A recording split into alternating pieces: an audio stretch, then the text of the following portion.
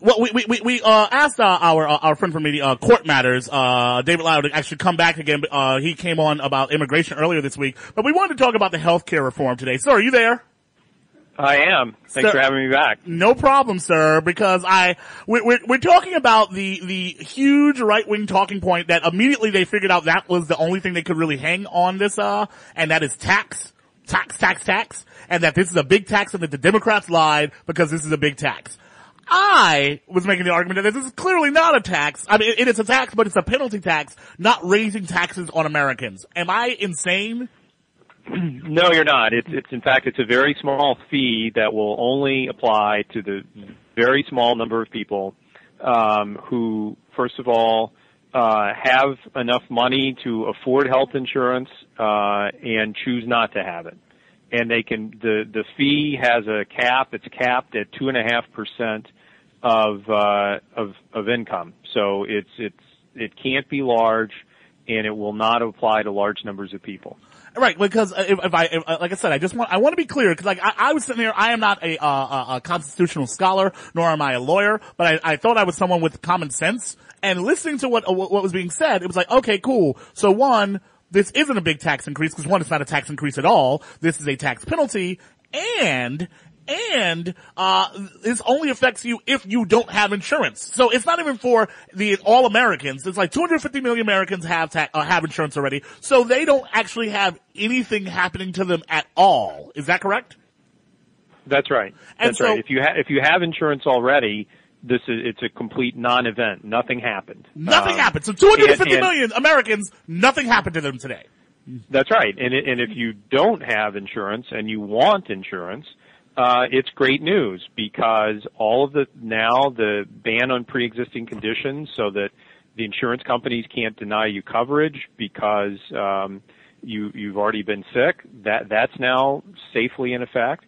And if you want coverage and you don't have enough money to pay for it, there is the Affordable Care Act provides all kinds of help so that you will be able to afford coverage. Again, the only people who need to be thinking about this penalty at all is if you have enough money to buy coverage and you decide you don't want to because you want the rest of us to pay for your coverage, for your health care once you get sick, then yeah, you are going to have to pay a small penalty.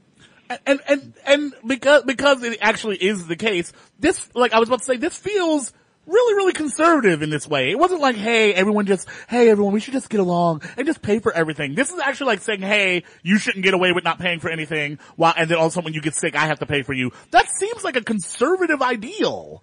That we all have to go into this and you have to pay your way and just everyone is okay. I'm confused as to why, like, Lindsey Graham is freaking out and people are crying and people are now moving away from America based on the fact that most of us won't even be affected, and the people who are affected actually will be affected for the better. And then apparently they were doing the math. They said probably about 4 million people will in fact not take up health insurance after all of this. 4 million that's right. people. I think that's kind of on the high number in Massachusetts, whereas I think we all know an essentially identical law has been passed. I think it's less than 1% of people have chosen to pay the fee.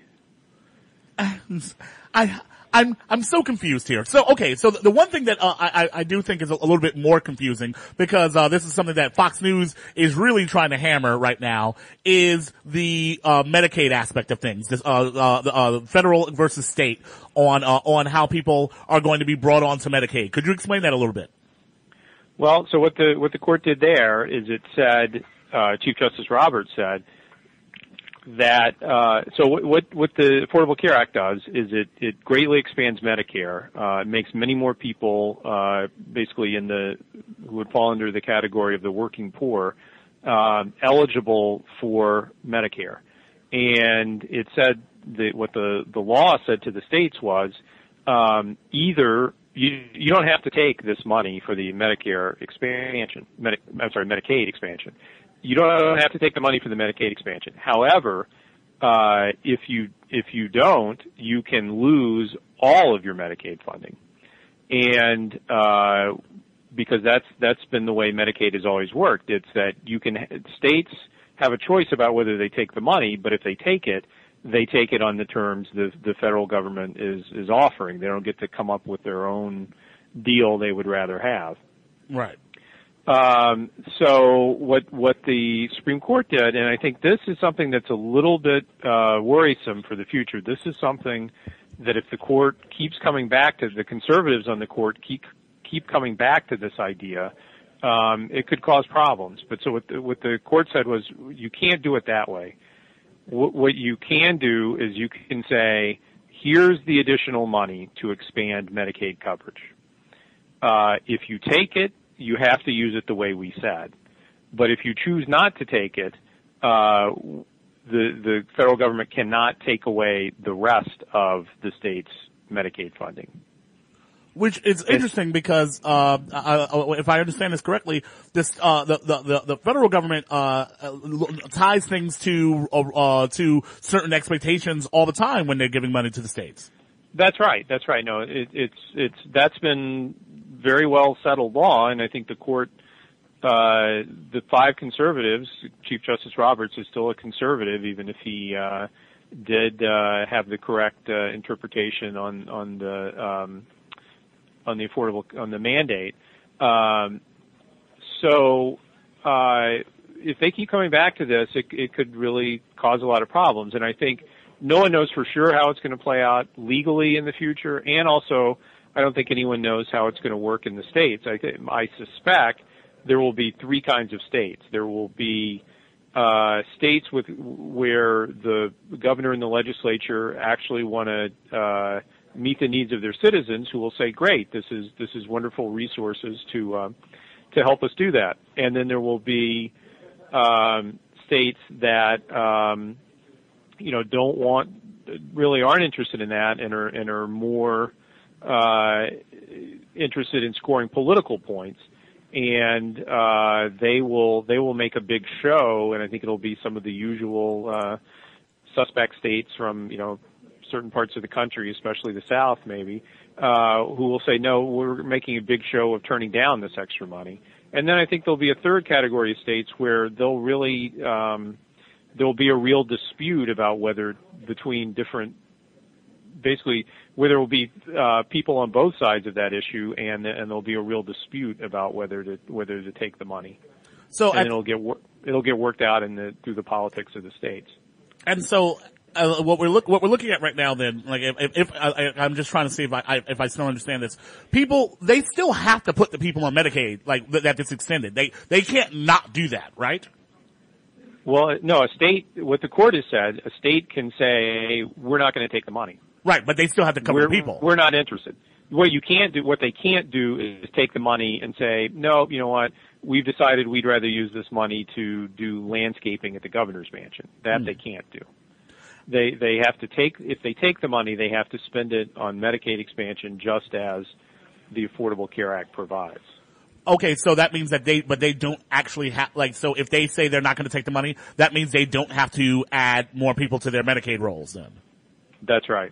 Okay, so this is going to be the next legal battle in 2014 when the states decide to get froggy and say, well, we're not going to do it, because we know some states are going to make a big deal about it. Some states won't. But I know SCOTUS blog was saying that they believe that the states are going to take the money. Like, they're not going to not take this money that's been put to them. But some states are. Some states are going to make a big deal, and this will have to go back to the Supreme Court?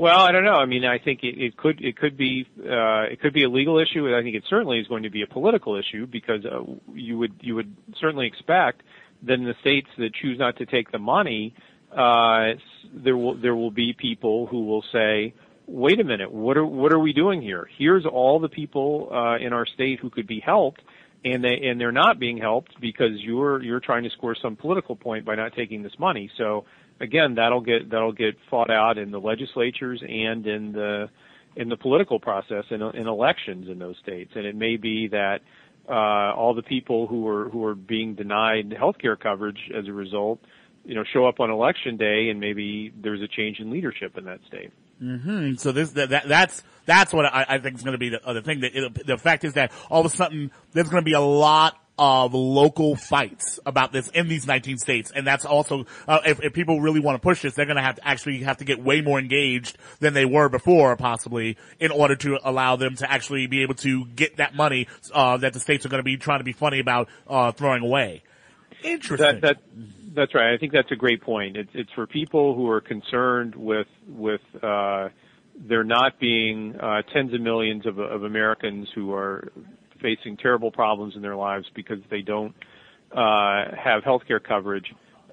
Today is a great day. It's an important victory, but it is far from the end of the struggle, and people are going to have to stay engaged and as you say, focused on the issue and working to keep things moving forward. Indeed, sir. Well, thank you very much for coming on and kind of clearing that up. Is there anything that people aren't talking about that they should be talking about, outside of what we've already discussed today? Is there anything that we've been missing that we're overlooking that's actually going to play a big role in any of this? Well, again, it's hard to say for sure, but I think it potentially, as a legal matter down the road, by saying that the mandate was not constitutional under the Commerce Clause, I think it's just an open question how people who are opposed to all kinds of economic protections, whether it's environmental protections, health and safety, protections for working people, workplace safety regulations, it's a real open question how lawyers who are working on behalf of powerful interests to get rid of those kind of protections, how they're going to try to use that and how the justices are going to view it when those cases come back before them. So, again, a lot to celebrate in the decision, but certainly some things to keep our eyes on, too.